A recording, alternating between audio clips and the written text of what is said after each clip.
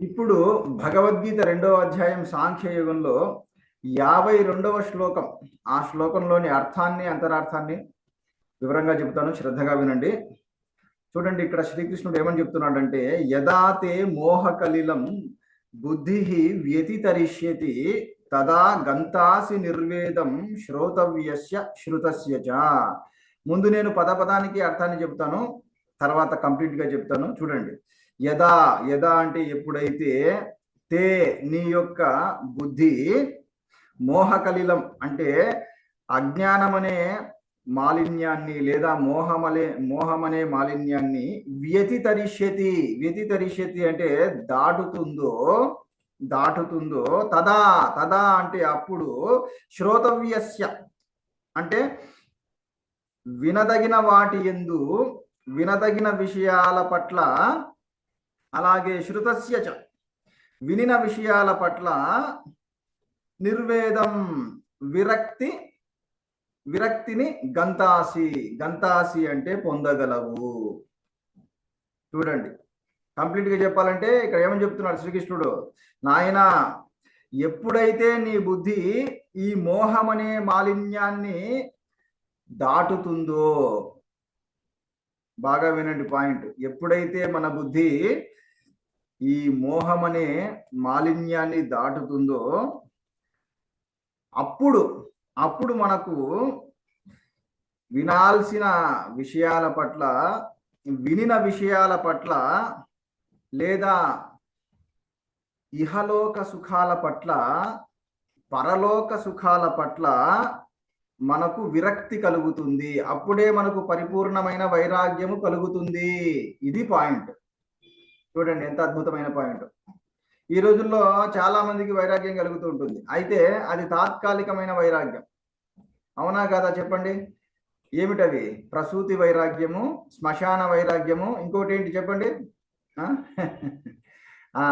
శ్మశాన వైరాగ్యం అంటే ఎవరైనా మన బంధువులు చనిపోతే అప్పుడు తాత్కాలికంగా మనలో వైరాగ్యం కలుగుతుంది. ఇంతకు ఏమిటి జన్మ, పుడుతున్నారు చస్తున్నారే, ఈ జన్మ, ఈ జీవితం అనేది క్షణికం కదా, ఎప్పటికైనా ఎవరైనా పోవాల్సిందే కదా, అయ్యయ్యో అనుకున్నప్పుడు మనలో తాత్కాలికమైన వైరాగ్యం కలుగుతుంది. మళ్ళీ కొన్ని రోజులు అవుతూనే మళ్ళీ బయట విషయాల పట్ల ఆకర్షణ, విషయ భోగాల పట్ల ఆకర్షణ.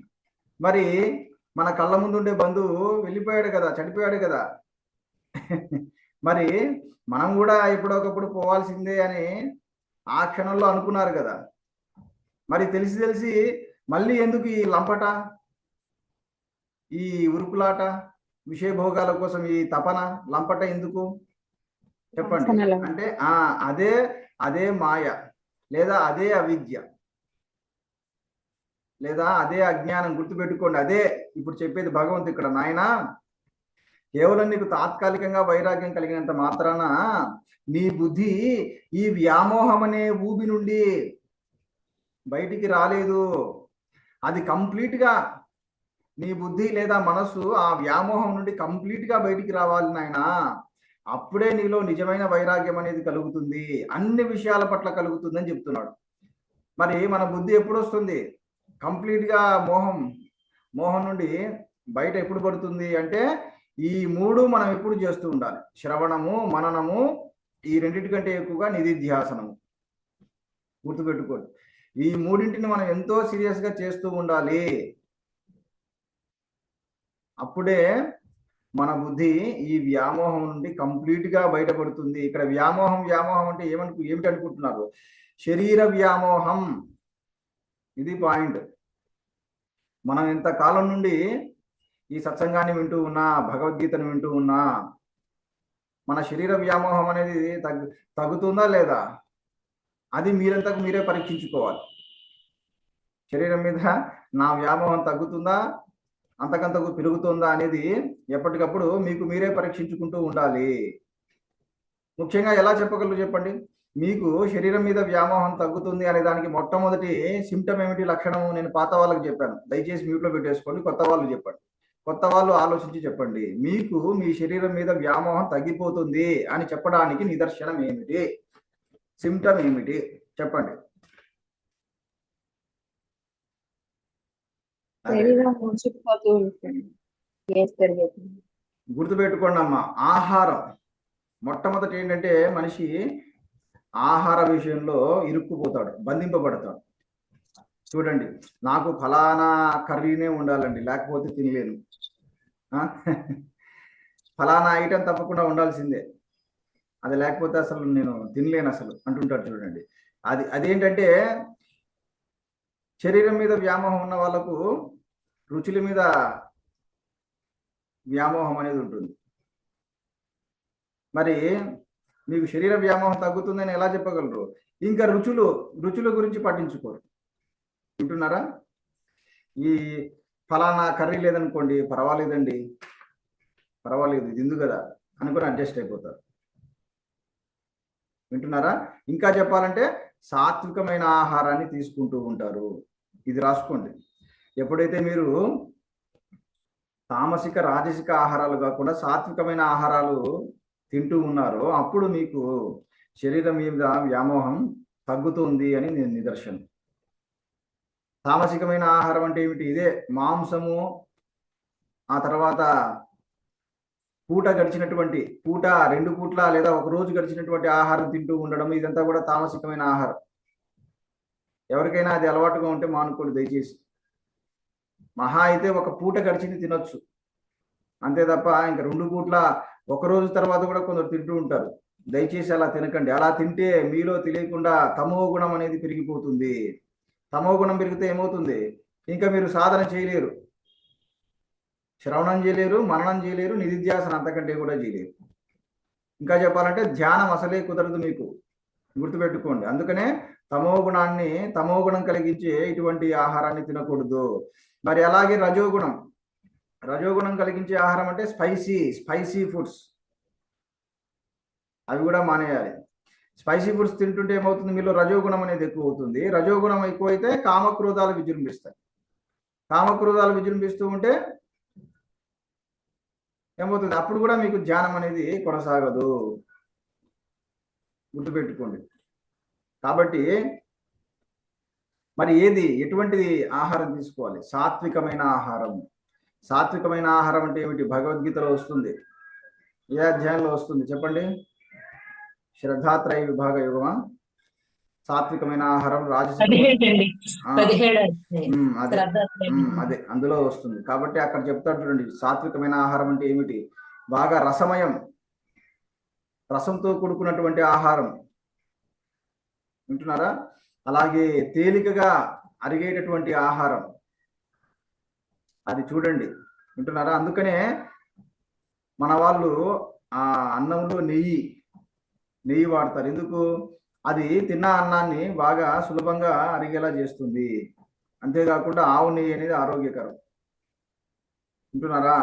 కాబట్టి ఇలా రసమయంతో కూడిన ఆహారాన్ని తినండి, అంతే తప్ప ఫ్రైలు తినకండి. పొడి కూరలు తినొద్దు. పొడి కూరలో అసలు రసం ఉండదు, ఏముండదు, అంతా పొడి. సరే, ఇంతకు ఎక్కడున్నాం మనం? ఏ పాయింట్ దగ్గర నుంచి ఇక్కడికి వచ్చాం మనం? ఏ పాయింట్ దగ్గర?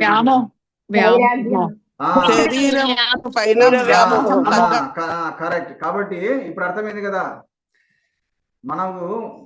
మన బుద్ధి లేదా మన మనస్సు శరీర వ్యామోహం నుండి బయటపడుతుంది అని ఎలా చెప్పగలరు? అంటే ఇది ఇంకా ఆహార విషయంలో, రుచుల విషయంలో మీకు పెద్దగా పట్టింపు ఉండదు. మీరు ఎంతగా ఎదుగుతారంటే ఫలానా ఊరగాయ లేదా, ఫలానా పచ్చడి లేదా, పర్వాలేదు తింటాను. అలాగే ఫలానా కూర లేదా, పర్వాలేదు తింటాను. పప్పు లేదా, పర్వాలేదు తింటాను. చివరికి ఏ కూరలు లేవా, పర్వాలేదు మజ్జిగ వేసుకొని తింటాను. చూడండి, అక్కడ దాకా వస్తారు మీరు. ఏ కూరలు లేవా, పర్వాలేదండి, నేను మజ్జిగ వేసుకుని తింటాను. ఇది ఎవరికి అలవాటు చెప్పండి? ఒకవేళ మీకు ఏ కూరలు లేదనుకోండి, తినగలరా మీరు? కేవలం మజ్జిగ సంతృప్తి. అది కాదండి, మిగతా వాళ్ళు చెప్పండి. ఏ కూరలు లేకపోయినా గురువు గారు మజ్జిగతో అయినా ఓకే, తినగలం.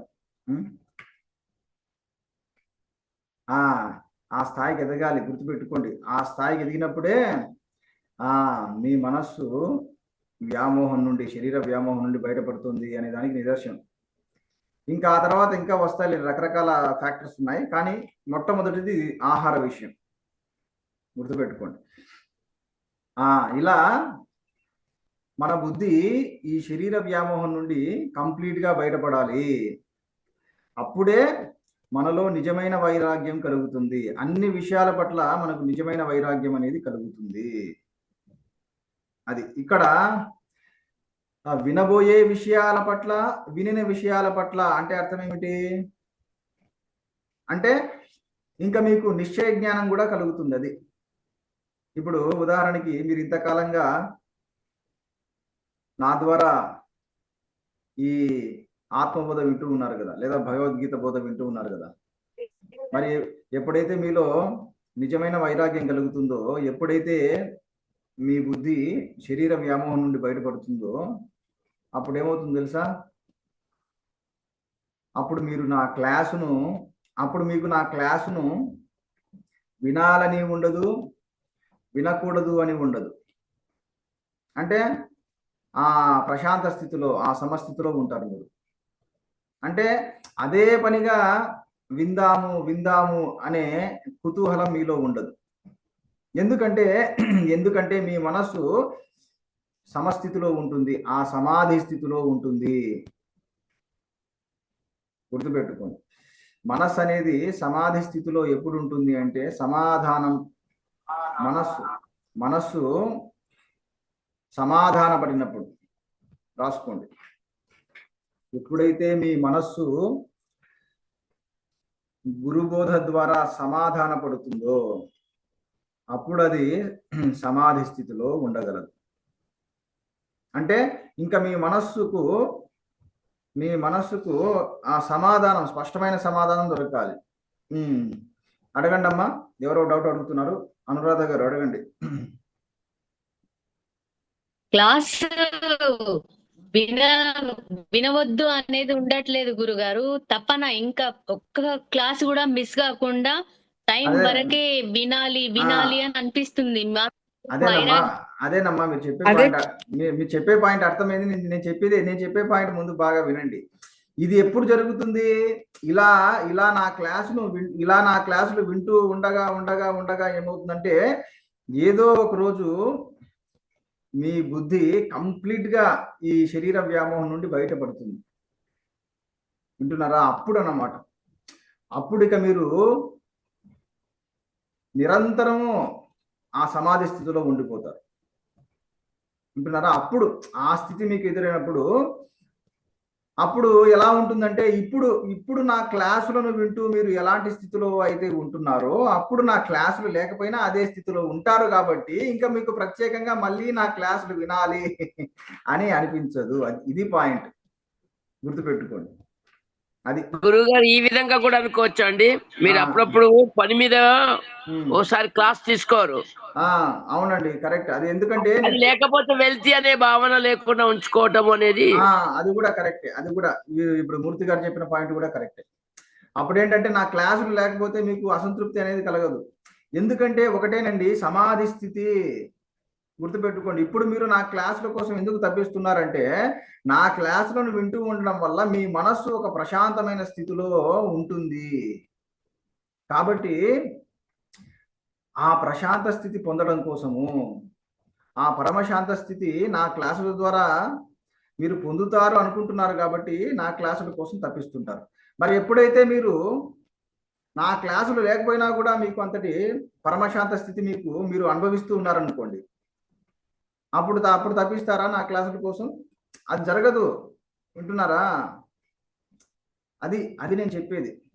కాబట్టి ప్రతి ఒక్కరూ ఆ స్థాయికి ఎదగాలి. ఇప్పుడు నా క్లాసులు కూడా అంటేనండి, మీకు క్వశ్చన్ చెప్పాలి. పోయినసారి కూడా చెప్పాను నేను.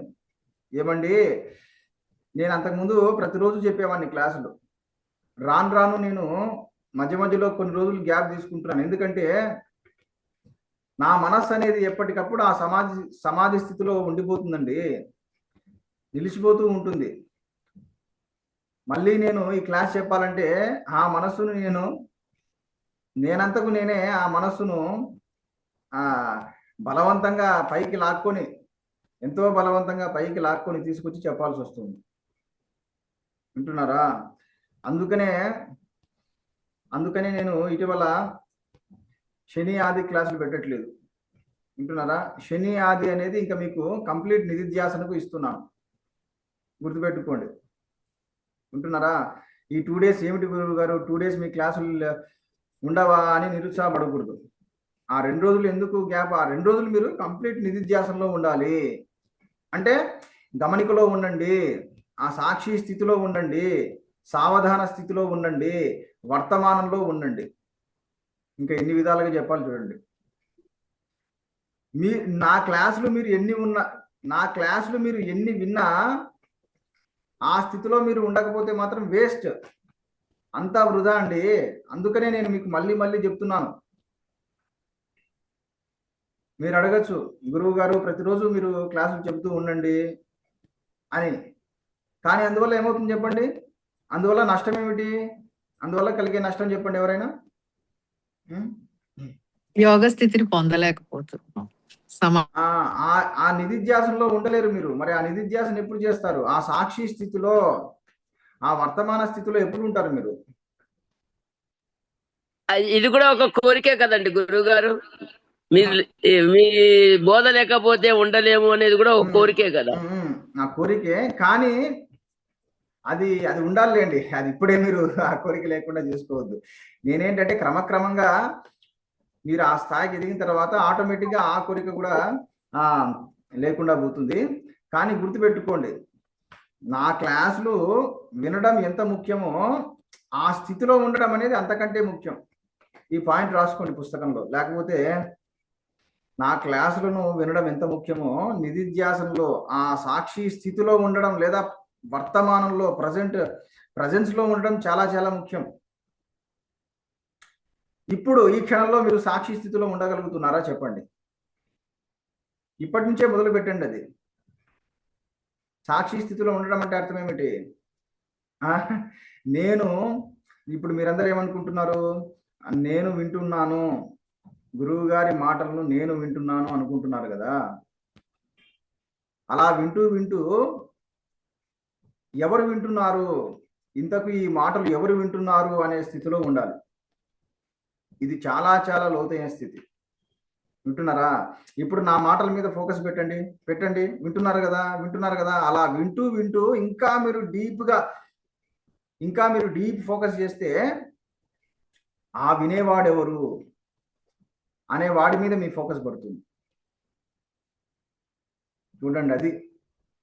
అలాగే నేను మీకు క్లాస్ చెప్తున్నాను కదా, ఇలా చెబుతూనే ఈ చెప్పేవాడెవరు అనే వాడి మీద దృష్టి పెడుతూ నేను చెబుతూ ఉండాలి. వింటున్నారా? ఇది చాలా అద్భుతమైన స్థితి అండి. ఇది చాలా చాలా లోతైన స్థితి. ఎప్పుడైతే నేను సాక్షి స్థితిలో ఉంటూ మీరు సాక్షి స్థితిలో ఉంటూ ఎప్పుడైతే మనము ఇలా సత్సంగం చేసుకుంటామో అప్పుడు ఏమవుతుందో తెలుసా? మీరు ఆశ్చర్యపోతారు. నేను మీరు ఒక్కటైపోతాం. చాలా దక్షిణామూర్తి స్వరూపం అవుతుంది. అంటే అట్లా కాదండి, నేను మీరు ఒక్కటైపోతాం. ఎట్లా? ఏ విధంగా? నేను సాక్షి స్థితిలో ఉంటాను, మీరు సాక్షి స్థితిలో ఉంటారు. కాబట్టి ఆ సాక్షి స్థితి అనేది అఖండం, అది ఒక్కటి. ఎప్పుడైతే నేను ఆచార్య శివయోగేంద్ర అనుకుంటానో ఆ క్షణము మీకంటే నేను వేరైపోతాను. అలాగే ఎప్పుడైతే మీరు నేను లక్ష్మీ నరసింహమూర్తిని అని మీరు అనుకుంటారో ఆ క్షణం మీరు అందరికంటే వేరైపోతున్నారు. ఇంకా ఇది అందరికీ అప్లై చేసుకోండి. ఇప్పుడు మీరు ఈ క్లాసు వింటూ నేను ఫలానా విజయలక్ష్మిని ఈ క్లాసును వింటున్నాను కదా అనుకున్నప్పుడు వెంటనే మీరు సమాధి నుండి బయటకు వచ్చినట్లు. చూడండి అయ్యా, ఇప్పుడే ఈ క్షణమే మీ అందరికీ సమాధిని సిద్ధింపజేస్తున్నాం. ఇప్పుడు మనమందరం సమాధి స్థితిలో ఉండాలంటే ఏం చేయాలి? ఆ నామ రూపాలకు అతీతమైన సాక్షి స్థితిలో ఉండగలగాలి. ఇది పాయింట్. అంటే అర్థం ఏంటి అంటే, ఇప్పుడు నేను ఈ క్షణం నేను ఏమనుకోవాలి? నేను ఆచార్య శివయోగేంద్ర అనుకుంటూ చెప్పకూడదు. నేను ఆచార్య శివయోగేంద్రకు సాక్షిని అనుకుంటూ చెప్పాలి. మీరు ఎలా వినాలి? నేను విజయలక్ష్మి అనే నామరూపానికి సాక్షిని, నేను కళ్యాణి అనే నామరూపానికి సాక్షిని అనుకుంటూ మీరు వినాలి. నేను పార్వతి అనే నామరూపానికి సాక్షిని అనుకుంటూ వినాలి. అప్పుడు మనందరం కూడా ఆ సాక్షి స్థితిలో లేదా అద్భుతమైన ఆ సమాధి స్థితిలో, యోగ స్థితిలో ఉన్నట్టు. ఇప్పుడే ప్రాక్టీస్లో పెట్టండి. ఇప్పుడే, ఈ క్షణమే మీరు కరెక్ట్గా ఫోకస్ చేస్తే అక్కడ ఉంటారు. అందుకనే నేను మీకు ఇటువంటి సమాధి స్థితి సులభంగా కలగాలని చెప్పి ఏం చెప్పాను? మీకు ఒక ముద్ర చెప్పాను. ఏమిటి? మీ కనురెప్పలు సగం మూసుకోండి. కనురెప్పలు సగం మూసుకొని మీ దృష్టిని ఎక్కడ పెట్టమని చెప్పాను? నుదుటి భాగంలో పెట్టండి అని చెప్పాను. చేయండి ఇప్పుడే, ఈ క్షణం. మీ కనురెప్పలు రెండు మూసుకోండి. సగం మూసుకున్నారా? చెప్పండి. మీ దృష్టిని మీ నుదుటి భాగంలో పెట్టండి. అలాగే ఉండండి.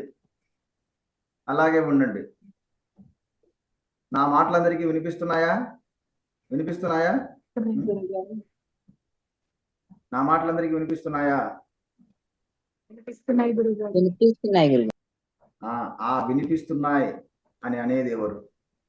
చెప్పండి ఒకసారి. వినిపిస్తున్నాయి అనే మాటను గమనిస్తూ చెప్పండి. ఇప్పుడు వినిపిస్తున్నాయి గురువు గారు అని చెప్పండి ఒకసారి. వినిపిస్తున్నాయి గురువు గారు. ఇంకోసారి చెప్పండి. వినిపిస్తున్నాయి గురువు గారు. ఎవరికి వినిపిస్తుందో అతడు మీకు కనిపిస్తున్నాడా?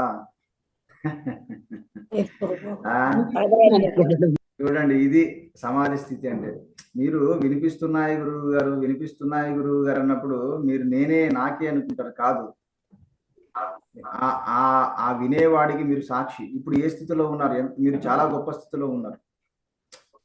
ఆ వినిపిస్తున్నాయి గురువు గారు అని అనేవాడికి సాక్షిగా ఉన్నారు. అలాగే నేను ఈ చెప్పేవాడికి సాక్షిగా ఉన్నాను. అందుకనే చూడండి, మొన్న మధ్య క్లాస్లో ఇతడు ఈ శ్లోకాన్ని అద్భుతంగా వివరిస్తాడు అని చెప్పాను. చూడండి, అప్పుడు అడిగారు మీరు కొందరు. ఎవరు అడిగింది గుర్తుందా లేదా? చెప్పండి. అది ఇప్పుడు అర్థమైందా? మామూలుగా అయితే అలానే చెప్పాలి అన్ని క్లాసులు. ఎందుకంటే మళ్ళీ ఇది రికార్డ్ అవుతుంది కదా, రికార్డు వర్షన్ కాబట్టి మళ్ళీ అన్ని నార్మల్గా ఉండాలని చెప్పేసి మళ్ళీ యథాప్రకారంగా చెబుతూ ఉన్నాను. లేకపోతే లేకపోతే ఈ ప్రవచనకర్త నీకు ఇలా చెబుతున్నాడు అని చెప్తూ ఉండాలి.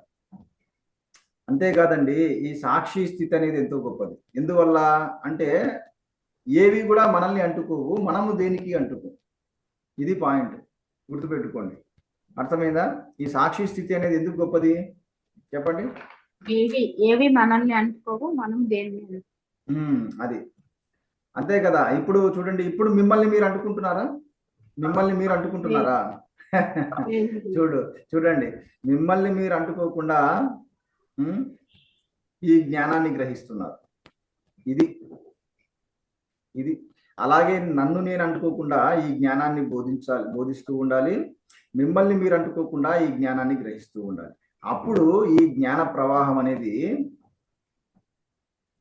ఈ కొన నుండి ఆ కొన వరకు కంప్లీట్ గా ప్రవహిస్తుంది, వితౌట్ ఎనీ ఇంటర్ఫీరెన్సెస్. చూడండి, అంటే మధ్యలో ఎటువంటి ఆటంకాలు లేకుండా గురువు బోధించే బోధ శిష్యుడి వరకు పరిపూర్ణంగా చేరుతుంది, కంప్లీట్ గా చేరుతుంది. అయితే దాని కండిషన్ ఏమిటి? బోధించే గురువు సాక్షి స్థితిలో ఉండాలి, గ్రహించే శిష్యుడు సాక్షి స్థితిలో ఉండాలి. ఇది లేకపోతే ఏమవుతుంది? లేకపోతే మధ్యలో ఈ అహంకారం అడ్డొస్తుంది, లేదా నామరూపాలు అడ్డొస్తాయి. గుర్తుపెట్టుకోండి. లేదా అభిప్రాయాలు, వారి అభిప్రాయాలు అడ్డొస్తుంటాయి. కాబట్టి సరే, ఇప్పుడు అర్థమైంది కదా. ఇంతకు ఎక్కడున్నాం మనం? ఏ పాయింట్ దగ్గర ఉన్నాం? వ్యామోహం. కాబట్టి ఇప్పుడు అర్థమైంది కదా. మళ్ళీ రికార్డ్ స్టార్ట్ చేస్తారా? లెంత్ ఎక్కువ అవుతుంది. పర్లేదండి, ఇప్పుడు ఇది కంక్లూడ్ చేయాలి కదా. కంక్లూషన్ చేసిన తర్వాత కాబట్టి ఇప్పుడు అర్థమైంది కదా. మనలో మనకు నిజమైన వైరాగ్యము, పరిపూర్ణమైన వైరాగ్యం ఎప్పుడు కలుగుతుందంటే మన బుద్ధి లేదా మన మనస్సు ఈ శరీర వ్యామోహం నుండి కంప్లీట్గా బయటపడాలి. అలా బయటపడాలంటే శ్రవణము, మననము, నిధిధ్యాసన. ఇంకా చెప్పాలంటే మనం ఎప్పటికప్పుడు ఆ సాక్షి స్థితిలో ఉంటూ ఉండాలి. ఆ సాక్షి స్థితిలో ఉంటూ పనులు చేస్తూ ఉండాలి, జీవిస్తూ ఉండాలి. అది గుర్తుపెట్టుకోండి. అప్పుడే మనకు నిజమైన వైరాగ్యం ఏర్పడుతుంది. అంటే ఇంకా అన్ని విషయాల పట్ల కూడా మనకు వైరాగ్యం ఏర్పడుతుంది. ఈ ఇహలోక విషయాల పట్ల, పరలోక విషయాల పట్ల, వినబోయే విషయాల పట్ల, విన్న విషయాల పట్ల, అన్ని విషయాల పట్ల మనకు పరిపూర్ణమైన వైరాగ్యం కలుగుతుంది. ఇది ఈ శ్లోకంలోని అర్థం. ఇప్పుడు తర్వాతి శ్లోకం చెబుతాను, అందరూ శ్రద్ధగా వినండి.